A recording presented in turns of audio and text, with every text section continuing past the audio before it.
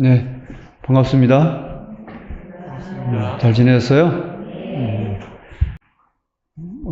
우리가 세상 살면서 어떤 일이 잘 안 되거나 좀 일이 풀리는 게 좀 더디거나 이러면은 우리 불교에서는 업장이 두텁다 이런 말 써보셨어요? 이런 말 들어보셨어요?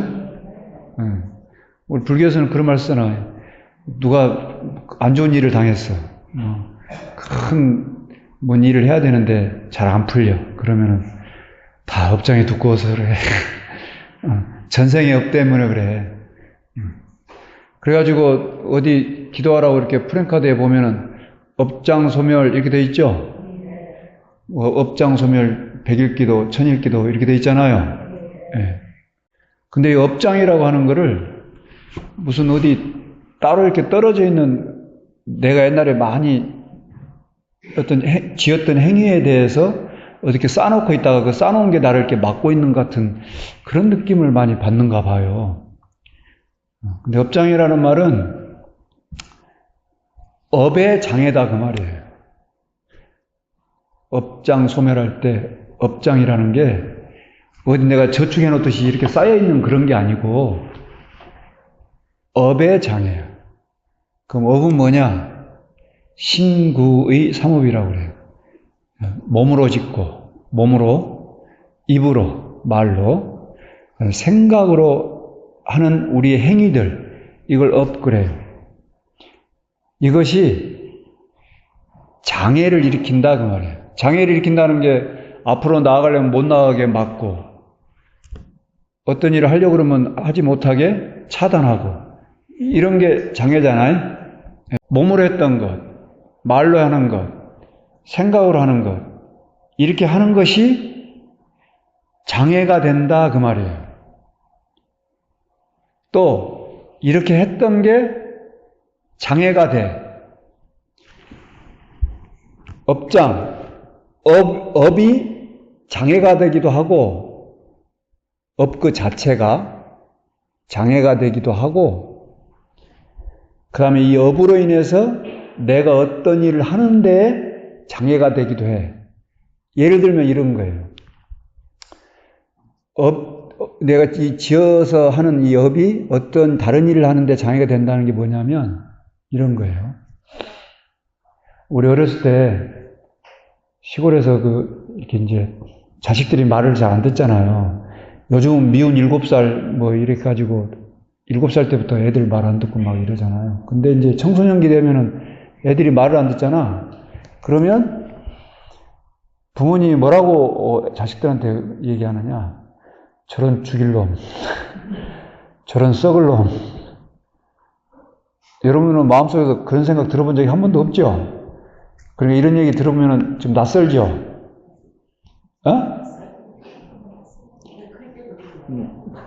저런 패 죽일 놈. 그 다음에 이제 우리 엄마들이 제일 많이 하는 말. 너도 너처럼 똑같은 애 낳아서 한번 키워봐라. 이런 말 안 해봤어요? 해봤어?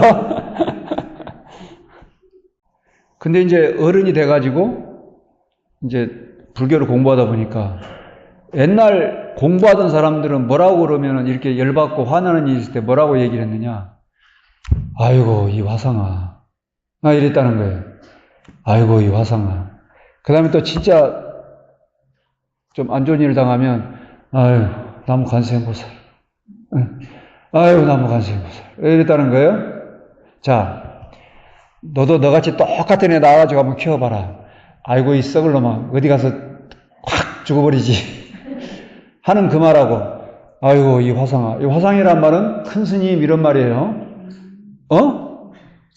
우리가, 아이고, 이 화상아란 말 쓸 때, 이 화상이란 말은 큰 스님, 아주 어른 스님, 수행이 많이 되신 분, 이런 뜻이에요. 아이고, 이 화상아. 아이고, 나무 관세음보살. 이렇게 얘기하는 거하고, 어떤 게 좋겠어요? 어떤 말을 쓰는 게 좋겠어요? 나무 관세음보살 쓰는 게 훨씬 낫겠죠? 정말 패 죽이고 싶은 일이 생겼을 때도, 아이고, 나무 관세음보살. 이렇게 하면 훨씬 수월하겠지, 마음이. 근데 업의 장애란 게 뭐냐면 이렇게 절에 와서 이런 법문을 듣고 갔는데 그래 나도 이제 앞으로는 내가 화나거나 성질나는 일이 있으면 아이고 나무 관세음보살 아이고 이 화상아 이렇게 해야지라고 해놓고는 딱 그런 일이 닥치면 뭐라고 그래? 야 이 썩어 문드러질 놈아 이 문둥이 같은 놈아 이런다고 내가 이런 말들을 지금 제가 평상시에 쓰는 용어는 아니에요. 어렸을 때 우리 옆집에서 들었던 얘기야. 뭐, 저희 어머니는 절대 이런 말을 쓰지 않았어요. 우리 옆집에서 들었던 얘기야. 이런 것처럼 이게 업의 장애예요. 그러니까 내가 좋은 말, 좋은 뜻의 말을 또 좋은 뜻의 행위를 하려고 하는데 이게 지금까지 해왔던 것들에 의해서 바뀌지가 않는 거예요. 그래서 늘 하던 대로 나와버려요. 아이고 이 썩을 놈, 망할 놈, 죽을 놈 이렇게 튀어나오는 거예요. 이해돼요? 이게 업의 장애예요. 근데 아까 내가 처음에 업장 했을 때 업장이 어떤 일을 하려고 했을 때 장애가 된다고 하는 걸 예를 들면서 내가 지금 말에 대한 얘기를 했잖아요. 근데 업 자체가 장애가 될 때가 있어. 쌓아놓은 것 때문에. 뭐냐. 신을 믿는 종교를 열심히 나가는 사람이 있어요. 신을 믿는 종교는 뭐 기독교도 있고 천주교도 있고 이슬람도 있고 힌두교도 있고 여러 종교가 있을 거 아니에요. 그런 신을 믿는 종교를 열심히 나가는 사람한테 불교의 진리를 얘기해주면 이 사람이 들을까 안 들을까? 안 듣죠? 아예 들을 생각도 안 할 거 아니에요? 이게 업장이 두터운 거예요. 지가 지금까지 쌓았던 업장이 너무 두꺼워. 그러니까 이런 부처님의 진리의 말씀을 들려주려고 해도 들을 생각도 안 해. 그렇죠? 지금 업장이 두껍다라는 말을 좀 하려고 그러는 거예요. 업장을 소멸한다는 게 어떤 뜻인가를 좀 얘기하는 거예요. 지금까지 쌓았던 업이 너무 두꺼워가지고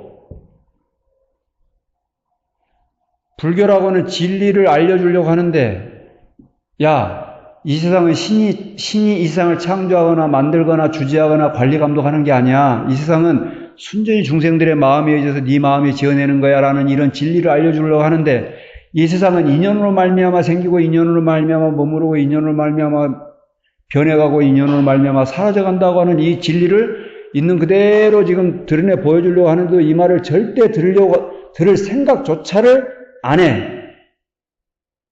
왜냐하면 지 생각에 지 업에 가득 차 있으니까 어떤 신이라고 하는 신을 믿는다 하는 그 생각에 가득 뒤덮여 있으니까 그게 워낙 두꺼우니까 이런 말을 들을 생각을 하지 않는다 그 말이에요. 아예 들을 생각을 안 해요. 그 다음에 어떤 사람은 조금 그것보다 얕아가지고 이런 말을 듣긴 들어. 근데 자기의 믿음을 버리려고 하지 않아요.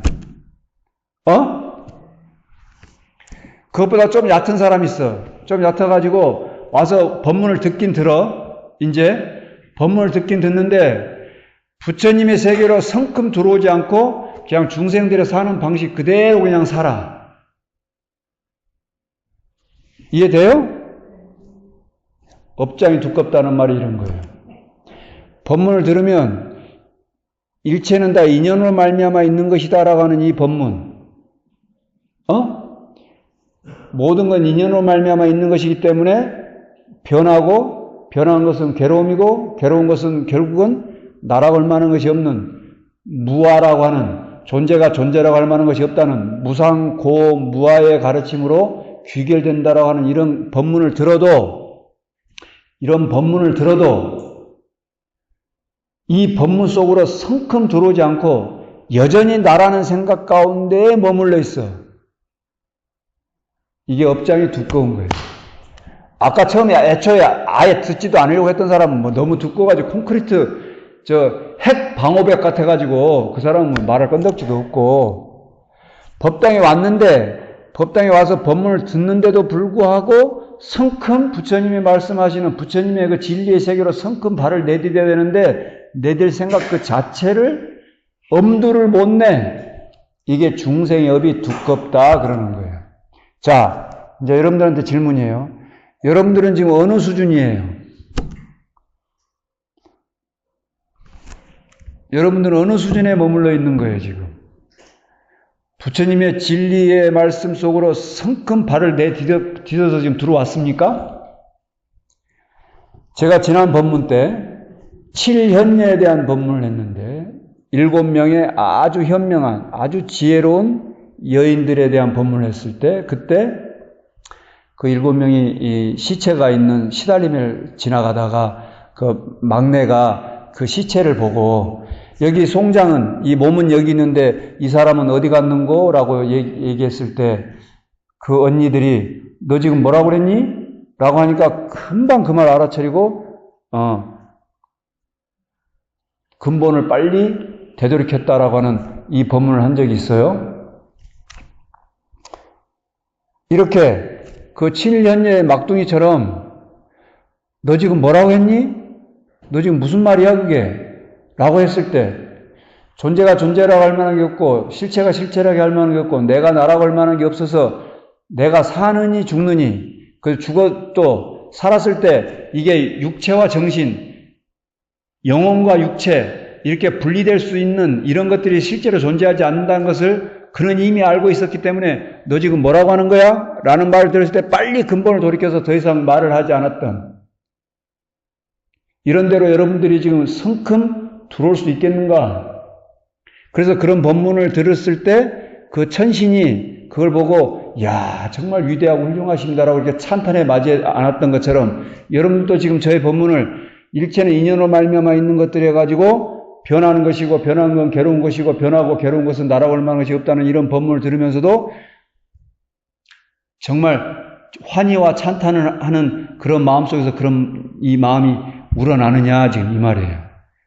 지금 그런 부처님의 진리의 세계로 지금 발을 성큼 내딛었느냐 그 말이에요. 만약에 그렇게 했다면 여러분의 업장은 정말 다 소멸된 것이고 그렇지 하지 못했다면 여러분의 업장은 여전히 지금 두꺼운 거예요. 지금 어떤 업이? 중생의 업이 지금 두꺼운 거예요. 이 세상이 실제하고 있다고 여기고 있는 내가 실제한다고 여기고 있는 나와 이 세계가 실제로 이런 세계가 지금 펼쳐지고 있다고 하는 이런 업장이 지금 두껍게 우리를 가두고 있는 거예요. 그래서 이런 업장을 소멸해라 라고 하는 게 업장 소멸 기도예요.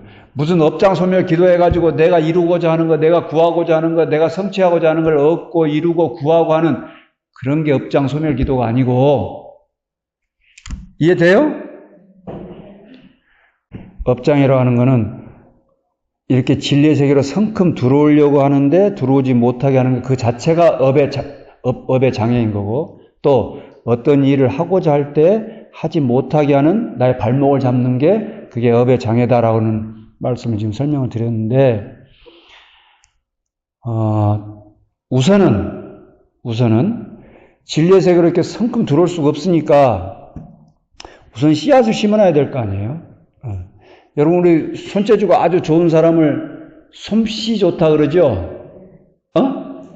이렇게 뭘 잘 만들거나 이렇게 음식 같은 걸 뭐 잘하거나 뭐 옷을 잘 짓거나 뭘 만들길 잘하거나 뭐 솜씨 좋다 그러잖아요. 솜씨. 그 다음에 말은 말씨잖아, 말씨. 그래서 그 말솜씨 그러잖아요. 그 사람 말솜씨 참 좋다 이러고 또 말씨라고도 얘기도 하고 그러잖아요. 솜씨, 말씨, 요 솜씨는 아까 신구의 할 때 신에 해당하는 거고 말씨는 구업에 해당하는 거죠. 그러잖아요. 그 다음에 의는 마음은 뭐예요? 우리 뭐라고 그래? 너 마음씨 좀 곱겠어 이러잖아요. 마음씨란 말 쓰죠? 솜씨, 말씨, 마음씨 뭐예요? 요 씨앗을 잘 심어놓는 거예요. 씨앗을. 지금 법당에 와가지고 이렇게 법문 듣고 와서 여러분들 기도하고 또 부처님 말씀 경전 보고 또 절도 하고 뭐 심요장구 대다라니 뭐 다라니 기도도 하고 참선도 하고 이렇게 하는 게 뭐냐면 그게 씨앗을 딱 심고 이렇게 법문을 들어서 내가 진리의 세계로 들어가야 되겠다. 내가 지금 이게 업에 장애가 있었구나라는 사실을 알고 새로운 진리의 씨앗을 심고 그리고 씨앗을 심어놓고는 내비둬 버리면 안 되잖아. 관리해야 될 거 아니에요. 거름도 주고 물도 주고 햇빛도 따뜻하게 하고 이렇게 해줘야 될 거 아니에요. 그게 공부예요, 공부. 공부, 기도하는 거, 경전 보는 거, 계속 법문 듣는 거, 참선하는 거, 또 주력하는 거, 이게 씨앗을 키우는 작업인 거예요.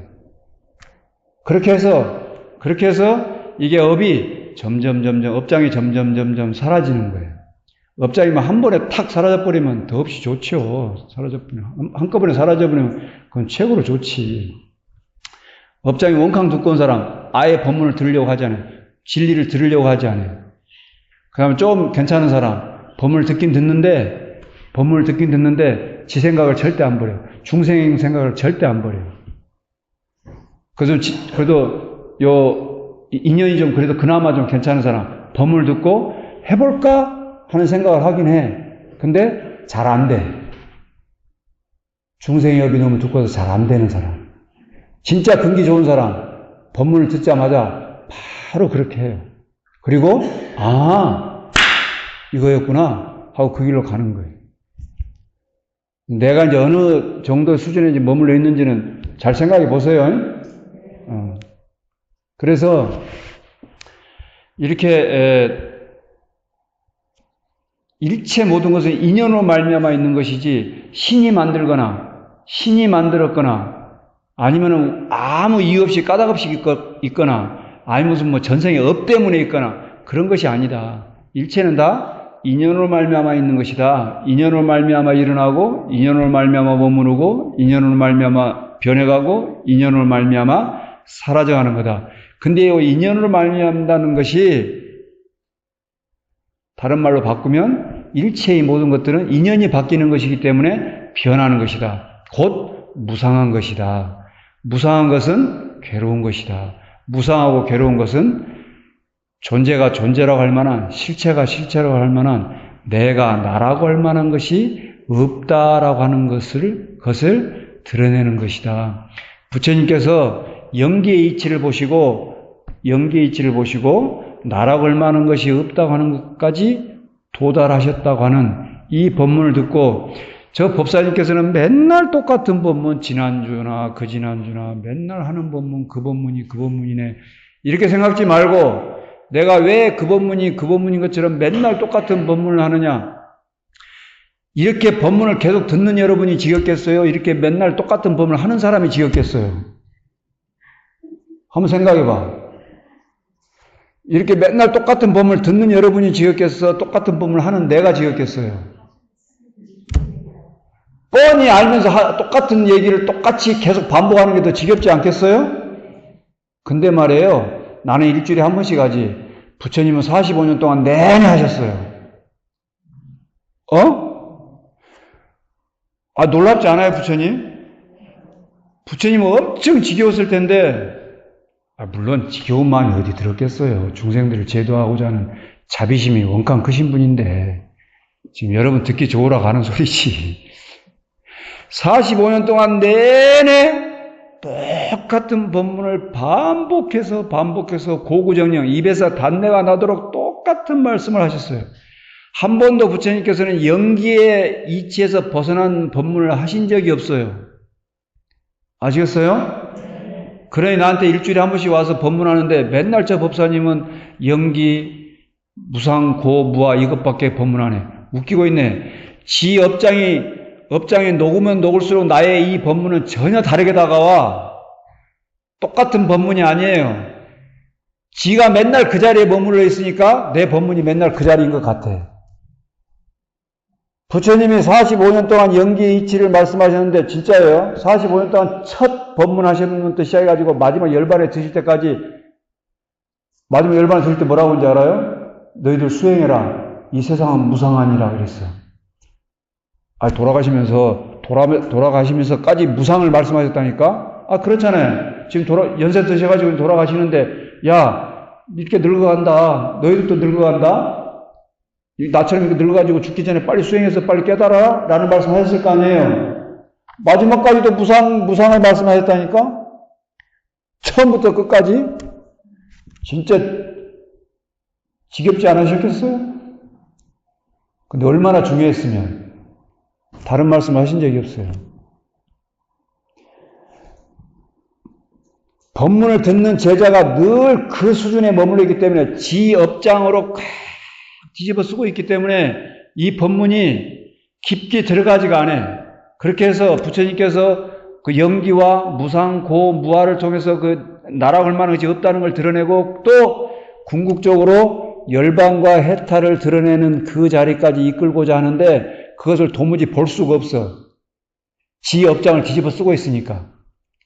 제가 지난번에 언젠가 한번 두꺼운 가마솥을 이렇게 뒤집어 쓰고 있으면서 하늘을 본다라는, 하늘을 봤다라고 얘기하는 사람이 있다고 내 비유를 든 적이 있는데 기억날는가 몰라. 기억이 안 나시면 지난 유튜브를 보세요. 가마솥, 두꺼운 가마솥을 뒤집어 쓰고 지가 그게 하늘인 줄 알고 새까만데 그게 하늘인 줄 알고 뒤집어 쓰고 산다니까. 그게 무슨 얘기냐? 자기가 지었던, 그것도 수억 급 동안 내려오면서 지었던 그 업장을 갖다가 뒤집어 쓰고 있으면서 한 번도 업장이 걷어진, 이 천막이 거쳐진 그런 아주 맑고 청량하고 시원한 그런 세계를 본 적이 한 번도 없어.